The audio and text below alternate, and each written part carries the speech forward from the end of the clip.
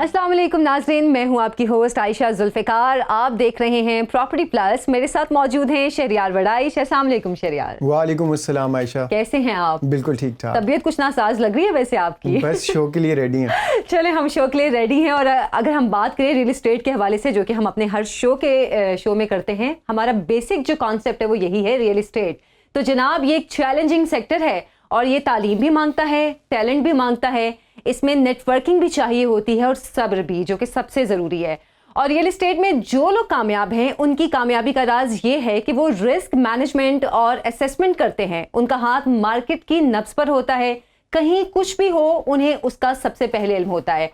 आज हमारे शो में ऐसे ही मेहमान मौजूद होंगे जिनसे हम रियल एस्टेट के हवाले से जो अहम टॉपिक्स हैं, इश्यूज़ हैं, उस पर हम बात करेंगे। लेकिन सबसे पहले नज़र डालते हैं this week in real estate पर। तो इस्लामाबाद के रिहायशियों के लिए एक बड़ा रिलीफ है और वो ये कि कैपिटल डेवलपमेंट अथॉरिटी यानी कि CDA ने रिहायशी प्रॉपर्टीज़ की ख़ानदानी मुंतकिली को NOC की शर्त से मुस्तस्ना करार दे दिया है और फैसले का इतला ख़ानदान की मुंतकिली और गिफ्ट डीड्स की सूरत में होगा।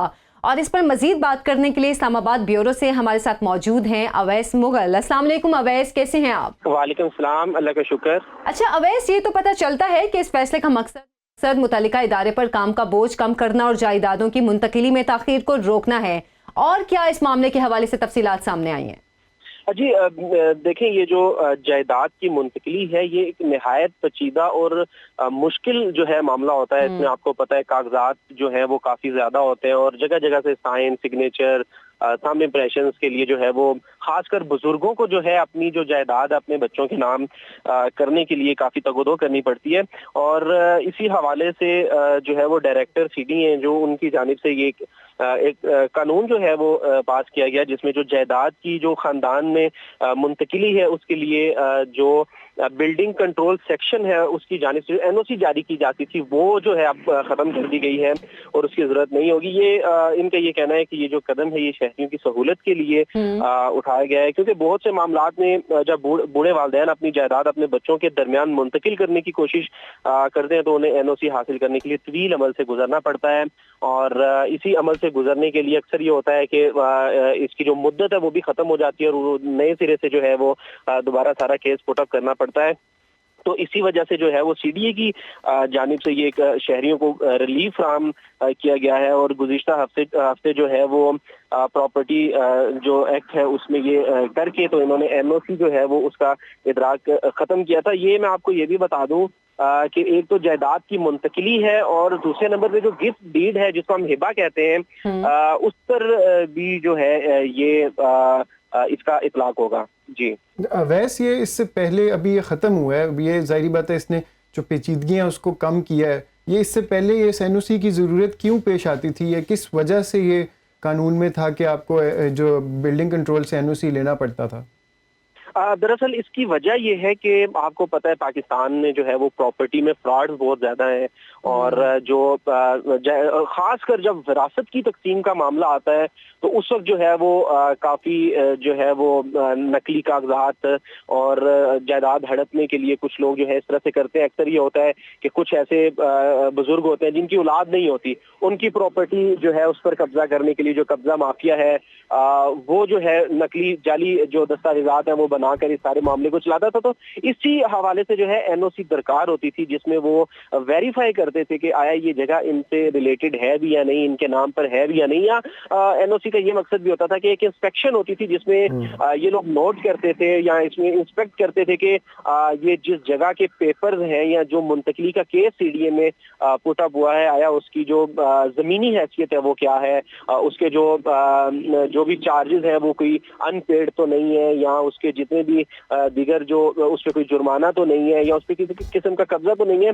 तो उस हवाले से जो है वो जहाँ पे कब्जा माफिया को उनके लिए मुश्किलात पेश आ रही थी इस तरह की, लेकिन उसके साथ जो बेचारे शहरी थे जो एक लीगल काम करना चाहते थे उनको भी काफी मुश्किलात का सामना करना पड़ता था इसी NOC की वजह से, जिसके पेश नज़र इसको जो है वो ख़त्म किया गया है और अब जो जायदाद की मुंतकिली है वो काफ़ी आसान हो जाएगी। तो ये सिर्फ इस्लामाबाद के रिहायशियों के लिए है या फिर उसके आसपास के जो इलाके हैं जैसे रावलपिंडी है या मजीद जो आसपास के इलाके हैं वहाँ के लोग भी इससे फ़ायदा उठा सकते हैं? नहीं, ये बेसिकली CDA ने इसका इतलाक किया है। तो CDA आपको पता है कैपिटल डेवलपमेंट अथॉरिटी जो है वो सिर्फ इस्लामाबाद तक महदूद है। और इस्लामाबाद में जितने भी जो जमीनी मामलात हैं वो इसके अंडर आते हैं। और इस हवाले से तो गुज़िश्ता हुकूमत ने एक एफिलिएशन सेंटर भी कायम किया था CDA का, जिसमें वो जो शहरी हैं उनको इंफॉर्मेशन जो है वो प्रोवाइड करते हैं, और अभी भी जो है वो शहरी उससे काफ़ी ज़्यादा मुस्तफ़ीद हो रहे हैं। ठीक है अवैस मुगल, बहुत शुक्रिया आपका, काफ़ी डिटेल में इस हवाले से हमें बात किया। तो शहरियार इसका वाकई फ़ायदा होगा, क्योंकि जैसे कि ताख़ीर पहले बहुत ज़्यादा होती थी, मतलब लगता है कि फौरी तौर पर इम्प्लीमेंटेशन अब हो जाएगा। आई थिंक फौरी तौर पे इम्प्लीमेंटेशन तो हो जाएगा, लेकिन यहाँ पे एक जो उन्होंने सवाल जो अवैस मुगल ने बीच में जो बात की थी वो ये थी कि इसकी वजह पहले होने की क्या थी। वो पहले वजह होने की ये थी कि जो आई थिंक इसमें जो इंस्पेक्शन हो रही है कि जिस टाइम पे वो बिल्डिंग कंट्रोल उसको बिल्डिंग को देखता है जब उन्होंने ट्रांसफ़र करनी है कि कोई इसके अंदर इश्यूज तो नहीं है, कोई उन्होंने कोई चेंजेस तो नहीं की, उन चीज़ को देखने के लिए और कब्ज़ा माफिया वगैरह की मतलब इंश्योर करने के लिए कि वो जब दूसरे उनके रिलेटिव के पास जा रही है तो वो वही प्रॉपर्टी हो। तो आई थिंक इस चीज़ को फिर ये इशू फिर रेज हो जाएगा, जहाँ पे वो एक इशू को रिजॉल्व कर रहे हैं जो पेचीदगियों का था, जो लंबा टाइम लगता था, वहाँ पे वो चीज़ अब ठीक हो रही है। बट इसको भी आई थिंक CDA को किसी और एफर्ट के थ्रू जो है वो ये इंश्योर करना होगा कि कोई भी ऐसी जो कब्जा है जिन्होंने किया है वो उससे फ़ायदा ना उठा सकें। बिल्कुल ठीक है आपने। अच्छा, एक और भी अहम मामला है नाज़रीन, वज़ीर आज़म शहबाज शरीफ ने 306 किलोमीटर तवील सक्खर हैदराबाद मोटरवे M6 का संगे बुनियाद रख दिया है,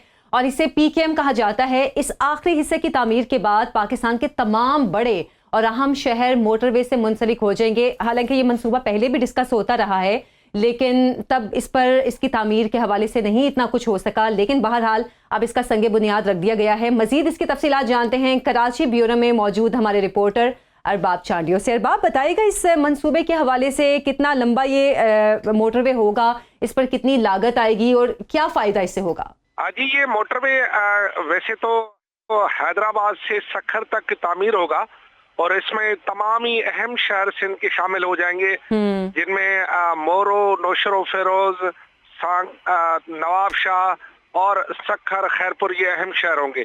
ये तकरीबन 306 किलोमीटर लंबी सड़क है, और इस पर जो तामीरात की लागत का तखमीना है वो तकरीबन 307 अरब रुपए खर्च होगा इस पर। और इस वक्त वफाकी हुकूमत के पास सिर्फ इसको देने के लिए 9 अरब रुपए हैं जो कि वफाकी हुकूमत डालेगी। जी हाँ, और बाकी जो पैसे हैं वो डोनर्स से मांगे जाएंगे। डोनर्स ने पैसे दिए तो ये तामीर होगा, डोनर्स ने पैसे नहीं दिए तो ये भी माजी का बुलबुला बन जाएगा। लेकिन दिलचस्प अमर ये है कि 9 अरब देने से पहले जो रकम दी गई थी उसमें 5 अरब रुपए की खुर्द बुर्द पहले ही हो चुकी है। अब ये है कि अगर ये मंसूबा होता यूं है कि हमारे यहाँ प्लानिंग तो होती नहीं है, हमारे यहाँ ऐलान कर दिया जाता है, ये इलेक्शन ही ऐलान है कि जी हम इतना बड़ा मंसूबा बना रहे हैं। हालांकि आपको बताया कि ये इतनी अहम सड़क है, क्योंकि अगर सक्खर से हैदराबाद तक मोटरवे बन जाता है तो जो कराची से पूरी गुड्स ट्रांसपोर्ट जो कि पूरे मुल्क को सप्लाई करती है उसकी बासानी हो जाएगी, और इससे इतनी बड़ी सहूलत होगी। जो कास्ट बढ़ जाती है सड़क खराब होने की वजह से, मसलन सड़क खराब है तो एक जो है वो 20 व्हीलर जो कि बिल्कुल ही आहिस्ता आहिस्ता चलता है वो 20 दिन के बजाय जो है 10 दिन में पहुंच सकता है अगर सड़क सही हो। अगर सड़क खराब हो तो वो देर से पहुंचता है, उसकी कास्ट भी बढ़ जाती है। इससे कौमी खजाने को भी नुकसान होता है, अवाम को भी नुकसान होता है, और उस शख्स को भी होता है जो इसकी खरीदारी कर रहा होता है। लेकिन बात यह है कि होना तो ये चाहिए था कि पहले 307 अरब रुपए का बंदोबस्त किया जाता और उन डोनर्स से ये इंश्योर करवाया जाता कि आप कब हमें पैसे देंगे, हम काम शुरू करेंगे। और दूसरा, आपको ये पता है कि ये मोटरवे आज से 4 साल पहले माजी में नवाज शरीफ की हुकूमत में ऐलान किया गया था। 4 साल में दूसरी हुकूमत आई, उसने फिर इसको हाथ नहीं लगाया। अब इस बात की कौन सी गारंटी है कि ये 8 माह की गवर्नमेंट चली जाए और खुदा न खास्ता कोई और गवर्नमेंट आ जाए तो फिर वो कहेंगी भाई ये तो हमारा मंसूबा है ही नहीं, तो फिर ये 9 अरब रुपए भी खत्म और वो जो 5 अरब रुपए खुर्द बुर्द हुए वो भी खत्म। फिर नई बातें, नया खेल और नए मंसूबे फिर कोई और वजीर आजम सकी बुनियाद रखेगा। तो इससे पहले प्लानिंग की जाती है। और मेरी जाती राय ये है नाचीज की कि अगर इस मामले को पहले सब डोनर से बात की जाती, जैसे कि यहाँ पर एक कराची का मंसूबा है मलिर एक्सप्रेस वे, इसमें सिंध हुकूमत का आधा खर्च है, आधा बैंकें दे रही है। पहले बैंकों से बात हुई, उन्होंने सबने एग्रीमेंट किया, फिर वो मंसूबा शुरू हुआ। तो पहले डोनर से बात की जाए। आजकल पूरी दुनिया खुद जो है वो मांगे तांगे पे चल रही है। रिपोर्ट्स के मुताबिक बड़े बड़े मुल्क जो है कर्जी हो गए। वो हमें क्यों अपने इतने बड़ी रकम देंगे? 3 खरब अरब 3 खरब कौन देगा भाई हमें यहाँ पे? वो भी उन गवर्नमेंटों को जिनके बारे में ये पता ही नहीं है कि आज होगी कल नहीं होगी। क्योंकि जिस तरह के मुल्की हालात है उस पे कोई किसी पर एतबार माशी लिहाज से करने के लिए तैयार नहीं है। तो लिहाजा ये मंसूबा मुझे तो अभी तक मतलब उस तरह तामीर होता हुआ नजर नहीं आ रहा। मुझे नहीं लगता कि मैं इस पे गाड़ी लेकर स्पीड से जो है हैदराबाद से सक्खर पहुंच जाऊंगा। अरबाब, इसके अंदर यहाँ पे हमें ये सामने नजर आता है कि बाकी सारा जाल अब तकरीबन बिछ चुका हुआ है। एम मोटरवेज का गवादर तक भी कवर हो चुका हुआ है, ऊपर खुंजराब से पेशावर से। अब ये सिर्फ एक बीच में कनेक्टिंग जो है वो लाइन रह गई थी सक्खर और हैदराबाद के बीच में, जिसने पूरे के पूरे जाल को एक यकजा कर देना था। इसके अंदर जो आपने ख़र्चे का भी बताया वो भी 300 या 3 खरब से ज़्यादा है।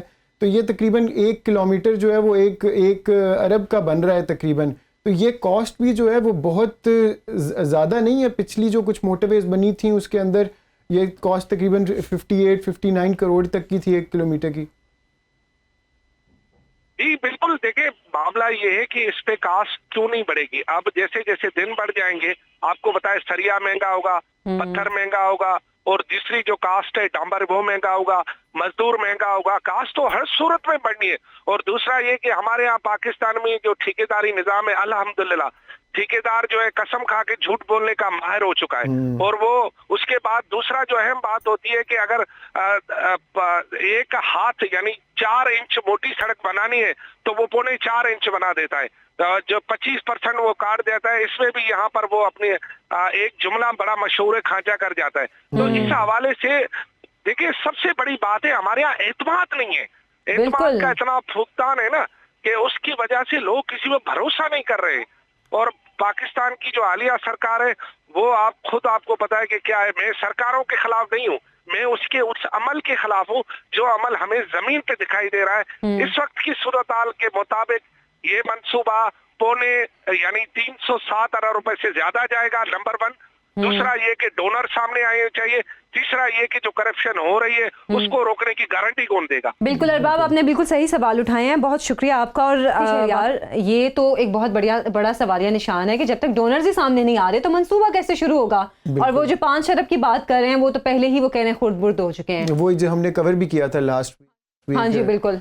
तो ये बहुत बड़ा अलमिया है कि जहाँ पे हम मंसूबे बना रहे हैं, प्लानिंग कर देते हैं, नारे लगा देते हैं, बट अगर उनके पीछे कोई आपने घर बनाना हो तो आप जो कह दें मैंने घर बनाना है, लेकिन आपके पास सीमेंट ही ना हो तो फिर आपने क्या बनाना है? ख्याली घर बनाना है। उसी तरह हमारे मंसूबे भी ख्याली होते हैं। अच्छा, बहरहाल हमारी तो दुआ है ये मंसूबा मुकम्मल हो क्योंकि इससे फ़ायदा पाकिस्तानियों को होगा। तो एक और अहम मामले के हवाले से भी हम बात कर लेते हैं। पंजाब इन्वायरमेंटल प्रोटेक्शन एजेंसी ने अवाम और तमाम स्टेक होल्डर्स को लाहौर मास्टर प्लान 2050 के हवाले से अथॉरिटी को सूबाई दारुल हुकूमत के रिहायशियों की बेहतरीन खिदमत के लिए इस मंसूबे की तश्कील में मदद करने का कहा है।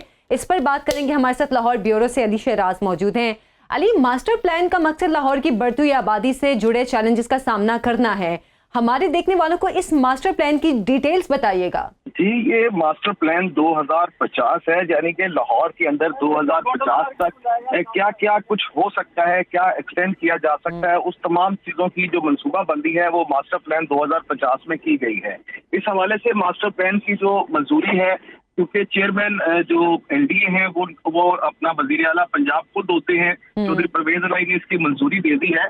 इस प्रोजेक्ट मंसूबे के साथ जितनी लाहौर की सराउंडिंग आबादी है, जिस तरह फिरोजपुर रोड की अगर बात करते हैं तो चुंगी अमर सदू से लेकर कसूर तक का जितना रोड है, इस रोड के ऊपर ग्रीन एरिया जो था वो पहले था, जबकि मास्टर प्लान 2050 के मुताबिक ये ग्रीन एरिया जो है उसको खत्म करके अब उसको ब्राउन एरिया में डिक्लेयर कर दिया गया है, जिसके बाद यहाँ पर हाउसिंग सोसाइटीज और आबादी जो है वो बन सकेगी। अच्छा। इसके साथ साथ अगर दूसरी साइड पे बात की जाए तो मुल्तान रोड का ये इलाका जो आता है, ये पूरी बेल्ट जो है बांगा मंडी तक, इस पूरे रोड को जो है वो ग्रीन एरिया से निकाल कर ब्राउन एरिया में डिक्लेयर किया गया है। ग्रीन एरिया मतलब जो ग्रीनरी है, जो दरख्त और इस तरह के बाकी इलाका है उसको खत्म कर दिया जाएगा।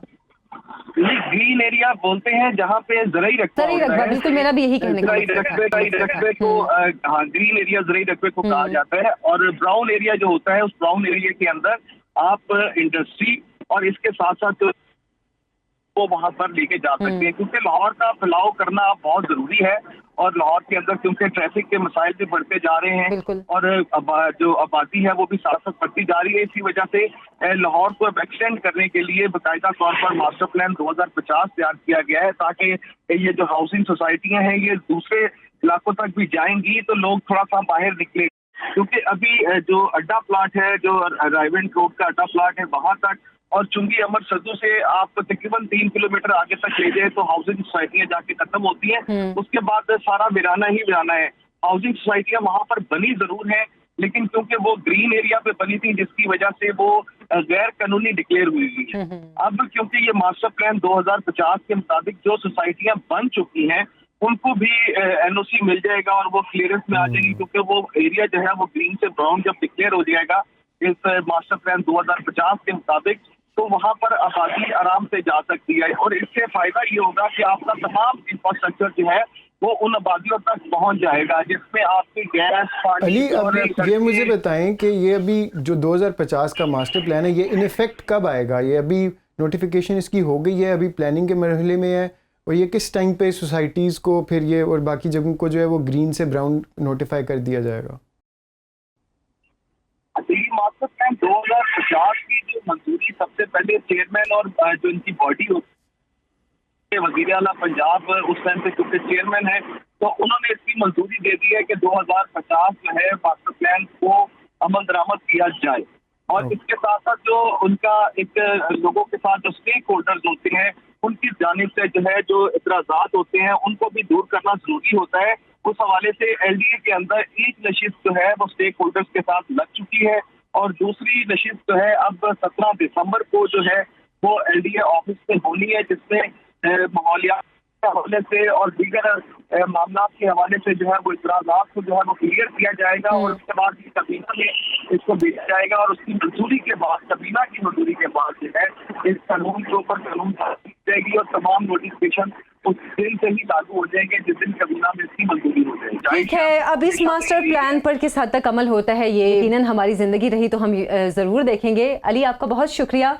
और एक बड़ा ही मास्टर प्लान है जिस पर अमल दरामद होता है या नहीं होता है ये अब अगली आने वाली गवर्नमेंट से ही हमें पता चलेगा। अब एक छोटी सी ब्रेक का टाइम हुआ है और ब्रेक के बाद हमारे साथ हमारे आज के मेहमान मौजूद होंगे। देखते रहिए प्रॉपर्टी प्लस।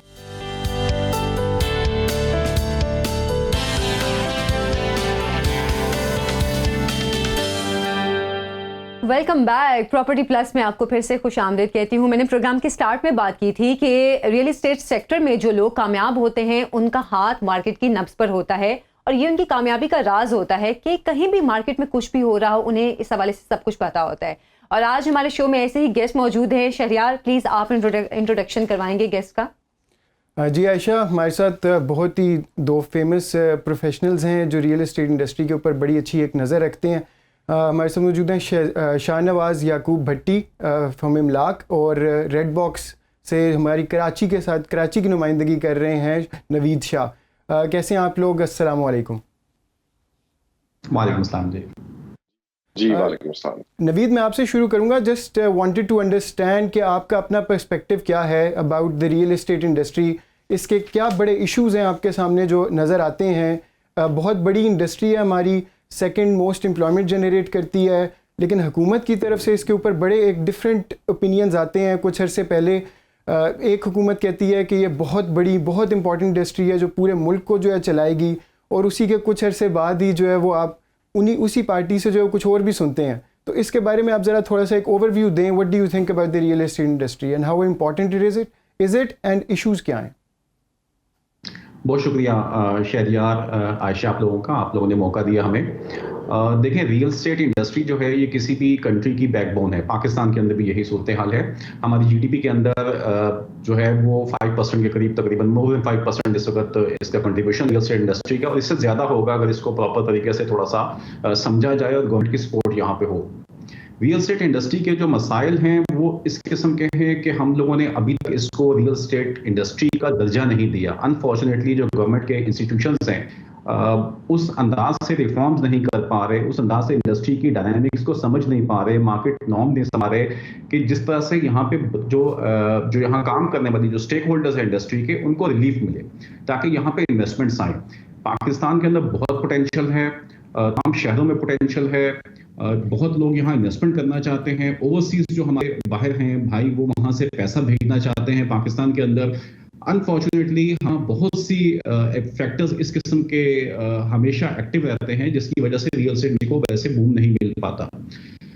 मुझे जो लगता है मेन चीज जो रिक्वायरमेंट समझता हूँ वो ये है कि रियल एस्टेट इंडस्ट्री को एक रेगुलेटरी अथॉरिटी प्रॉपर फॉर्म के, और रियल एस्टेट रेगुलेटरी अथॉरिटी जिस तरह दुबई में मौजूद है, टर्की में मौजूद है, उस अंदाज से रिफॉर्म्स करके और एक दफा चीजों को स्ट्रीमलाइन कर दिया जाए, ना कि हर 4 महीने बाद 6 महीने बाद कोई FPR का नोटिफिकेशन आ जाए या कोई और इदारा उसके ऊपर एक्टिव हो जाए। तो वन टाइम एक दफा एफर्ट करने की जरूरत है, प्लान करके उस पर काम करने की। ये मैं सबसे पहले नवीद, आप रियल एस्टेट रेगुलेटरी अथॉरिटी की बात करें, हमने चेयरमैन फेडरेशन ऑफ रियल्टर से भी बात की, हमने आबाद चेयरमैन से भी बात की इससे पहले, और हमने ये पॉइंट रेज किया उनके सामने रियल एस्टेट रेगुलेटरी अथॉरिटी का।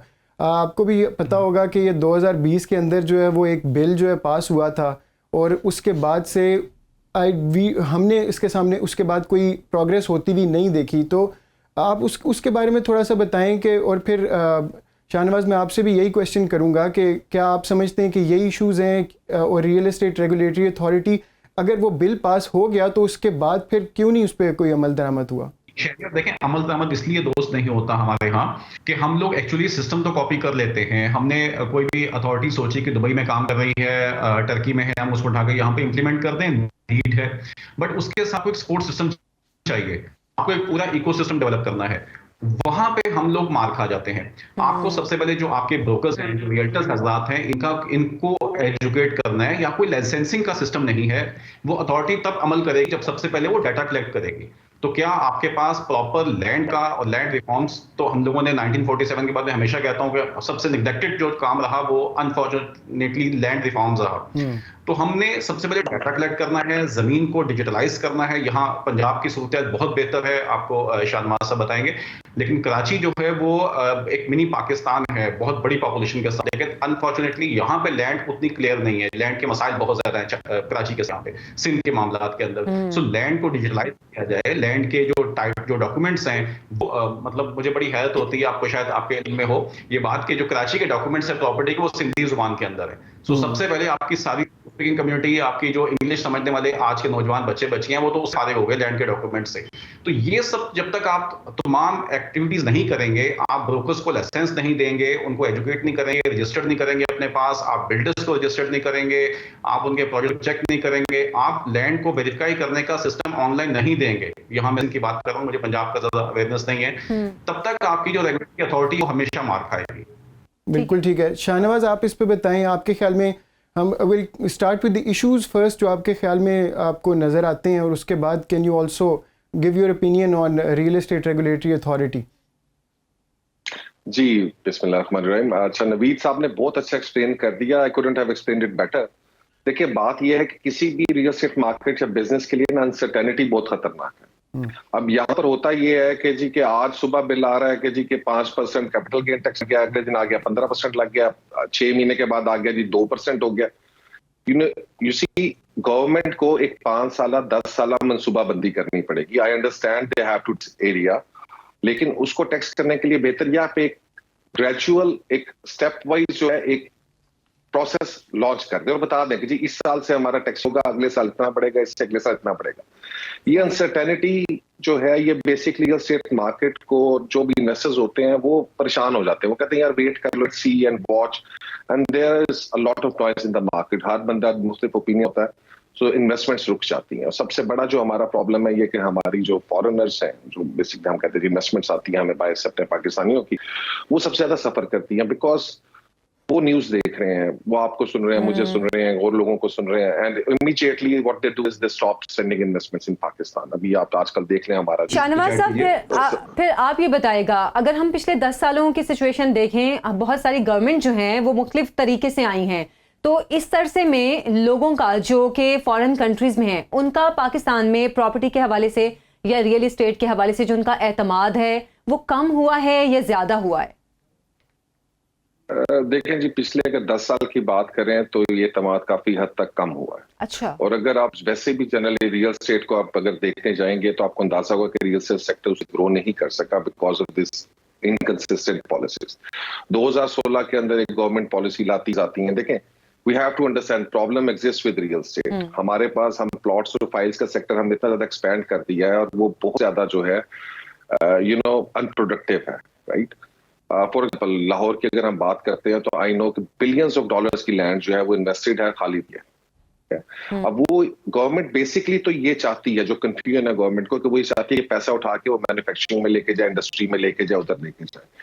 बट दे आर रियलाइजिंग कि अगर लोगों को बिजनेसेस में उधर सेफ्टी सिक्योरिटी या बिजनेस का जो हमें चाहिए कि जनाब ईज ऑफ बिजनेस नहीं मिलेगी तो लोग कभी भी नहीं जाएंगे। अब प्रॉपर्टी में लोगों को ईज ऑफ बिजनेस मिलता है, वो कहते हैं प्लॉट ले लिया चलो सेफ है, डीएचए में ले लिया, किसी और सोसाइटी में ले लिया तो सेफ है।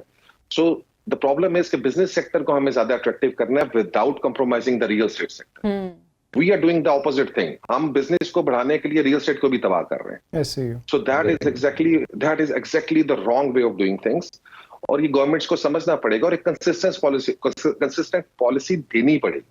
अदरवाइज हमारे जो अभी तो आप देखें आजकल का जो हालात चल रहे हैं, स्पेशली आफ्टर ये प्रीवियस जो पॉलिटिकल इतना सिनेरियो आपको मैं बता देता हूं कि जी के I still remember lot of experts once we started messaging them, अभी ये रिसेंट जो पॉलिटिकल हमारे हालात हुए तो they said we don't want to invest in Pakistan, we have a lot of opportunities, हमारे पास बहुत सारी अपॉर्चुनिटीज बाहर है, हम उधर करेंगे। डॉलर यहाँ पे बढ़ गया है, यहाँ पर आपकी गवर्नमेंट का कुछ पता नहीं है, पता नहीं आप इकोनॉमिक डिफॉल्ट में जाने लगे हैं। अब रीजनेबली देखें, बात यह है कि जी कि ऑल जो हमारे पॉलिसी मेकर्स हैं, जो पॉलिटिशियंस हैं, दे हैव टू हैव एक उनको इकोनॉमी के पॉइंट ऑफ व्यू से they have to come together. ठीक है जी। देखिए, नेशनल इंटरेस्ट में कॉम्प्रोमाइजेस नहीं होते। ये नहीं हो सकता कि जी कि एक पॉलिटिकल पार्टी का एक अपना नेशनल उसका एजेंडा है, दूसरी पार्टी का रहता है। नेशनल एजेंडा आपका एक कंबाइंड होना चाहिए। अच्छा, और ये कॉन्कम्स अंडर दैट रीजन। अच्छा, सोसाइटीज के हवाले से मैं जानना चाह रही थी, नवीद शाह आप बताएगा, सोसाइटीज और मंसूबों में इतना वक्त क्यों लगता है? यानी कि कोई भी प्रोजेक्ट है या कोई सोसाइटी है, उसको डेवलप होने में अगर हम नॉर्मल देखें तो कितना वक्त लगता है?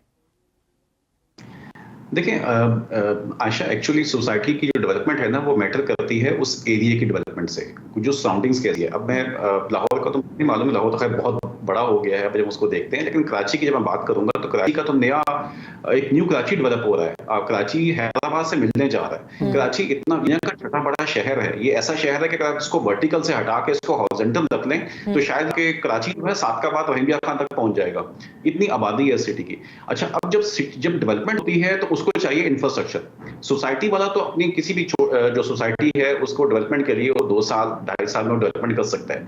मसला ये है कि जो बाकी इंफ्रास्ट्रक्चर गवर्नमेंट ने प्रोवाइड करने हैं वो नहीं कर पा रहे होते, जिसकी वजह से सोसाइटी लेट हो रही होती है, लोगों का वहां माइग्रेशन करने का ट्रेंड नहीं होता। आपको पता है सिंध के अंदर बहुत बड़ी डिस्टर्बेंस आई है इस साल का, बहुत बड़ा जो ये फ्लड की वजह से लोग पूरा इंटीरियर सिंध हमारा हुआ है, डिस्टर्ब हुआ है। कम से कम 1 लाख लोगों की माइग्रेशन सुनने में आ रही है, फैमिलीज की, जो मूव करेंगे कराची की तरफ। अच्छा। तो मेजर सिटी कराची है, आपके अंदर बहुत से सिटीज डेवलप कर ली है। कराची सिंध का एक ही सिटी है जिसको डेवलप किया हुआ है। तो ये चीजें हैं जिसकी फिर दूसरी चीज है अथॉरिटीज, अगेन कि आपने जब अप्रूवल लेने जाना है तो वहां पे आपको अनएक्सपेक्टेड डिलेज हैं। वहां पे आपको लेने के लिए अलग चीजों पे जाना है, आपको उसकी एनओसी फॉर सेल अलग चाहिए, एनओसी फॉर वर्क अलग चाहिए। देन उसके बाद जो तमाम डिपार्टमेंट्स हैं, आपके इलेक्ट्रिक के पास जाएंगे, आप पानी वाले के पास जाएंगे, आप गैस के पास जाएंगे, और उनका अपना अपना टाइम है। अच्छा, अब वो गैस क्या उतनी अवेलेबल है, उसकी पाइपलाइन कहाँ से गुजर रही है, पानी का जो सिस्टम है वो गवर्नमेंट कहाँ से प्रोवाइड करेगी, कितनी दूर सोसाइटी बन रही है, क्या वहां तक जा पाएंगे या नहीं जा पाएंगे। तो ये सब मसाइल हैं जिसकी वजह से डिलेज आते हैं उन चीजों में। मैं एक छोटी सी चीज ऐड कर दूं, अभी शाहनवाज साहब ने बहुत अच्छी बात की, ये रूट कॉज है इस वक्त रियल एस्टेट इंडस्ट्री की, मैं समझता हूँ। गवर्नमेंट का भी यही एम होता है कि प्लॉट्स को और ये जो फाइल्स का सिस्टम है थोड़ा इसको डिस्करेज करें और अच्छा इंडस्ट्री की तरफ लेके जाएं, ताकि एक्चुअली कोई इकोनॉमी के अंदर डेवलपमेंट में जाए। रियल एस्टेट के अंदर 70 मुख्तलिफ जो इंडस्ट्रीज हैं वो इसके अंदर सिंक होती हैं, लेकिन हम जब प्लॉट्स में फाइलों में चलते हैं तो वो अनप्रोडक्टिव किस्म की चीज ज्यादा उसमें बन जाती है। और लेकिन उसमें मसला ये है कि गवर्नमेंट जो है वो ईज ऑफ डूइंग बिजनेस नहीं दे रही लोगों को। तो लोग जो है वो अल्टीमेटली जो एक बिजनेसमैन है वो भी अपनी फैक्ट्री बंद करके या कोई बिजनेस छोड़ के वो भी प्लॉटों के और फाइलों के बिजनेस में आ जाता है, और वो जो उसकी उसमें जब उसका पैसा आता है। बट नवीद मुझे ये बताएं, आप एक तरफ कह रहे हैं कि ये अभी अनप्रोडक्टिव कि आपने दोनों ने मिसाल दी कि हाउ मनी पार्क हो जाती है, बट दूसरी तरफ हमारे पास जो किल्लत है वो घरों की तकरीबन 1 करोड़ से ज़्यादा है। तो how do you sort of factor this कि अगर ये पैसे जाएंगे, अगर ये तो फिर सिस्टम को रिफॉर्म करने की ज़रूरत है ना एक्चुअली में, कि भाई पैसा जाए प्रोडक्टिवली जाए। 1 करोड़ अगर मुझे इजाजत देते हैं तो, अगर इस में थोड़ी सी रिसर्च है। आपको बता दो, घरों की जो किल्लत है ना, ये एक बड़ा नॉमिनल सा और ये बड़ा एक अजीब सा जो है ना सवाल हम अक्सर कर देते हैं, और इससे हम ना बेसिकली प्लॉट्स और फाइल्स को कर रहे होते हैं कि होना चाहिए। देखें 2017-18 की पंजाब गवर्नमेंट की रिसर्च है जिसके अंदर उन्होंने ये बताया है कि जनाब एक्चुअली जितने हमने प्लॉट्स और फाइल्स आज तक मार्केट में लॉन्च किए हैं वो basically they are catering to the rich people. अच्छा, so approximately 9% of real estate जो है कि वो 1% ऑफ द रिच पीपल के लिए बन रही है, राइट। द प्रॉब्लम के जो आपकी हाउसिंग की एक्चुअल शॉर्टेज है वो एग्जिस्ट करती है गरीबों के अंदर, राइट। सो लोएस्ट इनकम क्लास है आपकी, उनके अंदर, उनके लिए तो कोई सोसाइटी बनती नहीं है। आपने कौन सी सोसाइटी बनाई आज? बाइंग पावर, उनके पास बाइंग पावर नहीं है। उनके लिए आपने ये नया पाकिस्तान अभी जो गवर्नमेंट ने शुरू किया था, that was a good initiative in that department कि जी उन लोगों को लिया जाए। उनके पास घरों की किल्लत है भाईजान, मेरे पास नहीं है, इनके पास, नबी साहब के पास नहीं है। हमारे पास तो हजारों प्लॉट खाली पड़े। आप फेज 6, 7, 8 DHA लाहौर में आ जाए, आपको 30-40 हजार प्लॉट खाली मिल जाएगा। तो अभी मैं इसको थोड़ा सा लिंक करता हूँ मास्टर प्लान 2050। ये अभी वज़ीर आला ने भी कहा है कि इसको हम जो है मास्टर प्लान 2050 जो अप्रूव कर रहे हैं, जिसके अंदर अब फिरोजपुर रोड से मेरे ख्याल कसूर तक और मुल्तान रोड से आगे मांगा मंडी तक उस एरिया को भी जो है वो ग्रीन से जो है वो ब्राउन कर रहे हैं। दैट इज़ फॉर कि भाई लाहौर एक्सपैंड हो रहा है। तो अब यहाँ पे भी do you see the same thing happening कि यहाँ पे भी अभी आपके एक तरफ कह रहे हैं कि रिक्वायरमेंट जो है वो मैक्सिमम जो है वो उनकी है जो लो इनकम हाउसिंग है। मेरा पाकिस्तान मेरा घर के अलावा नेफ्टा के अलावा, नेफ्टा के अंदर भी पिछले 2 साल के अंदर जो है वो 90,000 1 लाख घर जो है वो बन चुका है और उसके अलावा कुछ भी नहीं हुआ। तो do you see the same thing happening here?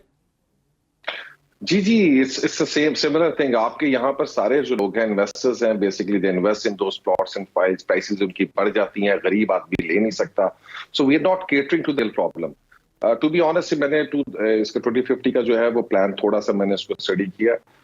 Generally देखें, these are political decisions, I would not like to get involved into it कि जनाब क्यों ब्राउन लैंड को जो है ग्रीन लैंड को ब्राउन लैंड करें। हालांकि for a city like Lahore आपको ग्रीन लैंड चाहिए यहाँ पर इसके सोर्सेज को मीट करने के लिए। बिल्कुल। बट अगेन इसके अंदर जो वर्टिकल का कॉन्सेप्ट था, एग्जैक्टली अब मेरा सवाल ये था अगला, जिसके बाद फिर हम ब्रेक पे भी जाना होगा, कि अब कराची के अंदर वर्टिकल डेवलपमेंट्स जो हैं वो बढ़ती से बढ़ती जा रही हैं। वर्टिकल डेवलपमेंट्स की बात आते हैं, लाहौर के अंदर भी इसका जो है वो रुझान बढ़ रहा है, लेकिन वर्टिकल की कॉस्ट जो है वो इतनी ज़्यादा है कि वो नेचुरली एक लो इनकम के लिए अभी जो है वो मुझे तो नहीं समझ आ रही कि वो कैसे कंप्लीट कर पाएंगे, इवन दो एक तरफ हम बस लैंड का इशू है। मेरा ख्याल है शहरियार, हम पहले ब्रेक ले लेते हैं क्योंकि इसमें काफ़ी डिटेल से जवाब है और ये काफ़ी इंपॉर्टेंट क्वेश्चन भी है। और एक कराची के हवाले से सवाल मेरे भी जहन में है, नवीद साहब से मैं पूछूंगी, लेकिन अभी ब्रेक से हम वापस आएंगे। आप देखते रहिए प्रॉपर्टी प्लस।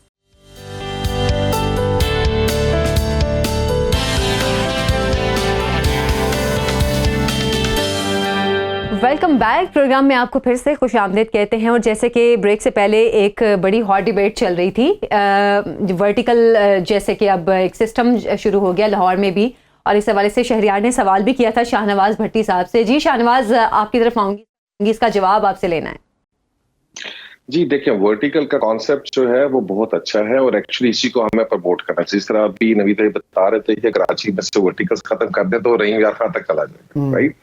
सो आप इस हॉरिजॉन्टल एक्सपेंशन के बजाय आपको वर्टिकल एक्सपेंशन में जाना। The vision has been given clearly in this budget as well. जो मुफ्ती इस्माइल साहब ने दिया तो उन्होंने बताया कि जी क्या बड़ा क्लियर बजट में पहली दफा कहा कि जी हम वर्टिकल्स में जाना चाहते हैं। अब वर्टिकल्स में जाने के लिए हमें उस इंडस्ट्री को सपोर्ट करना है, ठीक है। हमें उसके लिए चीप लैंड प्रोवाइड करनी है, वहां पर हम बिल्कुल चीपर हाउसिंग जो है वो मिल सकती है। ये नया पाकिस्तान के कॉन्सेप्ट के अंदर बड़े अच्छे अपार्टमेंट्स और चीजें आपने लॉन्च की है, लेकिन फॉर्चुनेटली वो कंसिस्टेंसी जब नहीं होती ना चीजों के अंदर, तो ऑटोमेटिकली इन्वेस्टर्स भी रुकते हैं उनमें इन्वेस्ट करने से, एंड देन अल्टीमेटली वो चीजें आहिस्ता आहिस्ता पीछे जाती हैं और अल्टीमेटली उनका कोई वजूद नहीं बनता।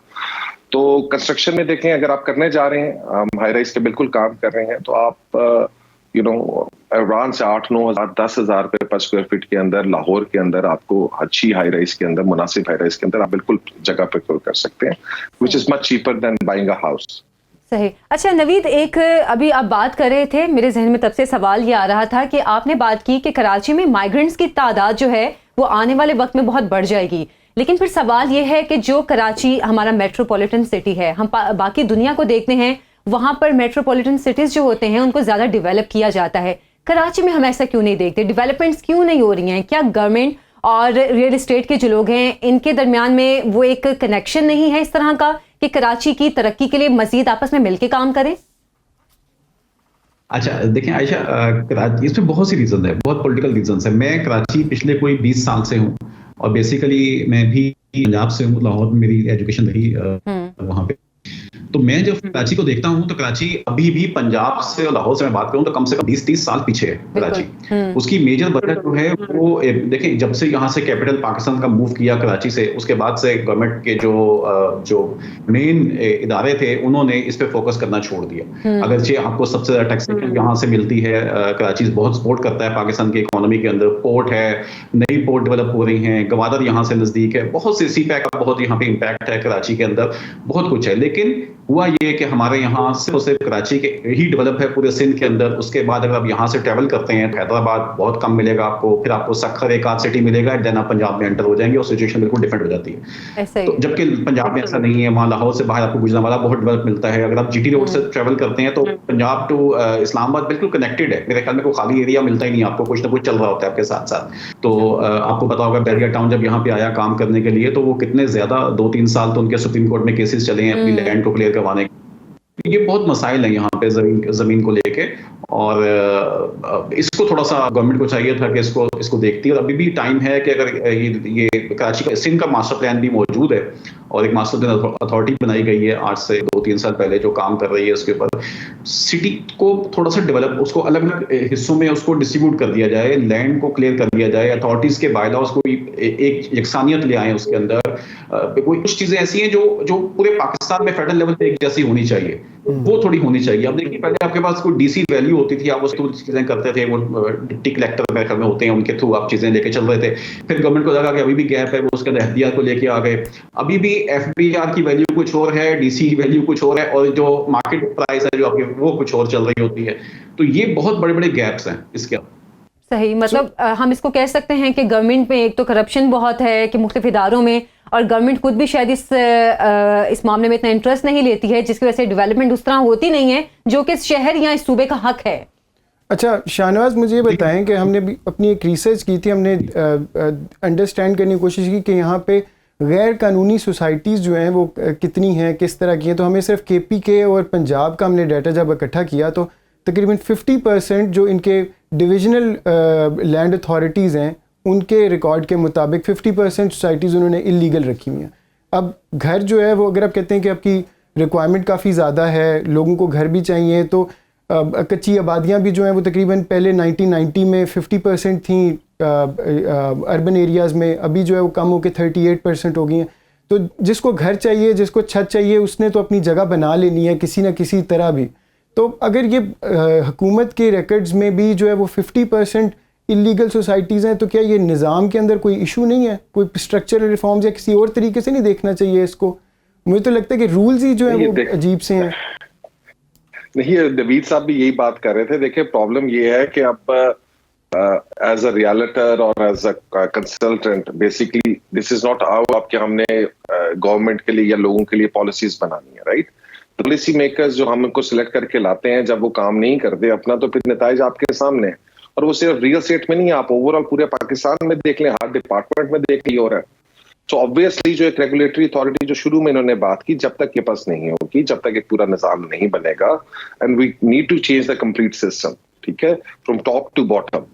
और करप्शन बिल्कुल है जी, यहाँ पर करप्शन ही की वजह से, चले कराची में शायद कुछ ज्यादा हो, जो मुझे भी सुनने को मिलता रहता है, लेकिन लाहौर में भी है। ऐसे नहीं है यहाँ पे कोई वो दूध के धुले हुए लोग मौजूद नहीं है, वो तो हर सूबे में। यहाँ पर आप ये देखें जी, यहाँ पर हम हाई राइज बनाने जाते हैं ना, तो वहां पर आप खुद सोचें कि हमारे पास ऐसे लोग आए हैं जो बाहर से आए हैं, जो काम करना चाहते हैं पाकिस्तान में, वो अरबों रुपया लेकर आए हैं हाई राइज बनाने के लिए।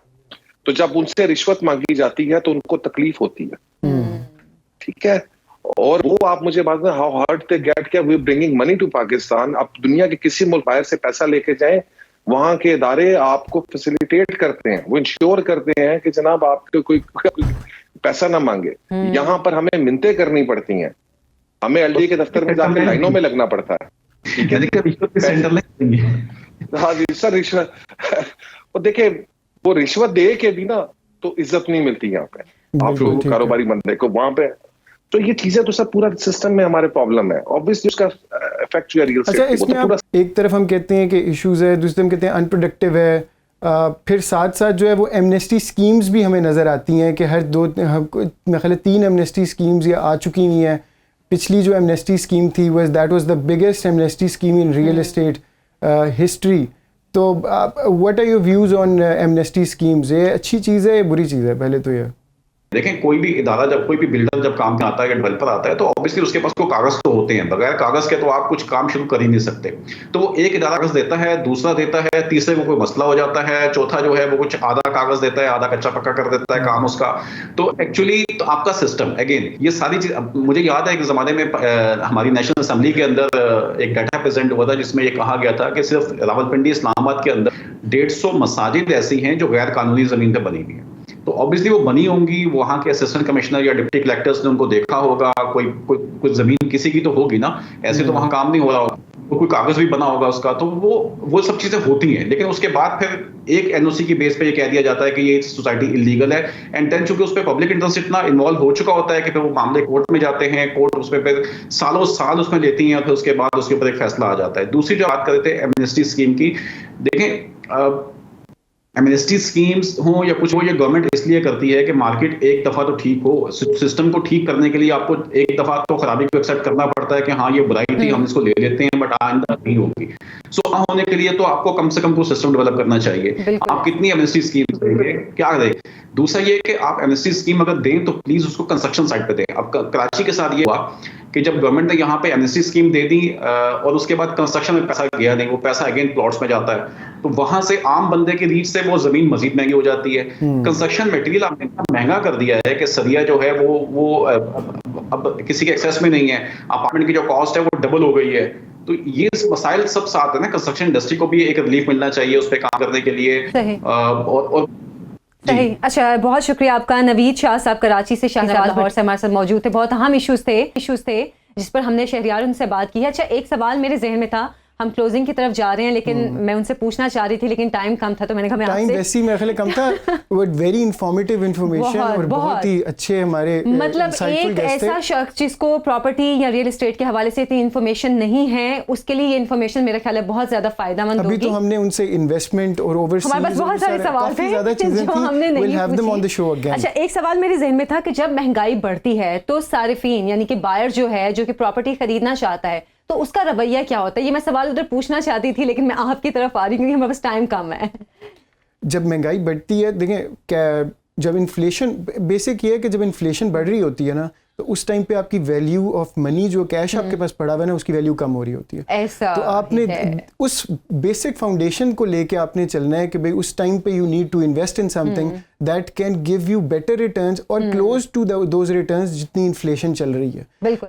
तो फिर अगर जिस टाइम पे महंगाई बढ़ रही हो, अब उसमें 2 इश्यूज आते हैं। महंगाई बढ़ रही हो तो आपकी अपनी बाइंग कैपेसिटी कम होना शुरू हो जाती है, तो there needs to be a fine balance कि आपने अपने पैसे कितने रखने हैं और इन्वेस्ट कितना करना है। इस पे मैं अक्सर एक बात कहती हूँ कि मैं जब ग्रॉसरी करने जाती हूँ ना, तो अब जो चीज़ पहले मैं 10,000 की ले लेती थी, अब वो 20-30 हज़ार की, यानी कि इस वक्त आपकी 1 लाख की वैल्यू वो 10,000 जितनी हो गई हुई है। इतनी महंगाई हो गई है और इतना आपकी बाइंग कैपेसिटी पे फर्क पड़ चुका है। इसमें फॉर्मूला ये है कि आप अपनी जो कहने रेनी डे फंड है, इमरजेंसी फंड है, वो आपने अपना एक मुख्तस कर लिया कि भाई इतने में तो मैं गुजारा कर सकता हूँ, कहीं कोई इमरजेंसी कोई चीज़ ज़रूरी हो जो कैश चाहिए, उसके अलावा बाकी है यू शुड इन्वेस्ट जिस टाइम पे इन्फ्लेशन हो रही है उस पर। हाँ बिल्कुल, इन्वेस्ट जरूर करें, चाहे कहीं पे भी करें, ताकि आपको आने वाले दिनों में इस महंगाई से कुछ बचत हो सके। आज के प्रॉपर्टी प्लस से मुझे और शहरियार को दें इजाज़त, लेकिन जाते जाते आपसे ये कहना चाहूँगी कि आप अपने प्रॉपर्टी के हवाले से या रियल एस्टेट के हवाले से जो भी सवालात हैं हमारी वेबसाइट के थ्रू हमसे पूछ सकते हैं। हमारा फेसबुक, हमारा ट्विटर, हमारा इंस्टाग्राम अकाउंट्स हैं, आप उन पे हमसे अपने सवालात पूछ सकते हैं। मुझे दीजिए और शहरियार को दीजिए इजाज़त। अल्लाह हाफिज।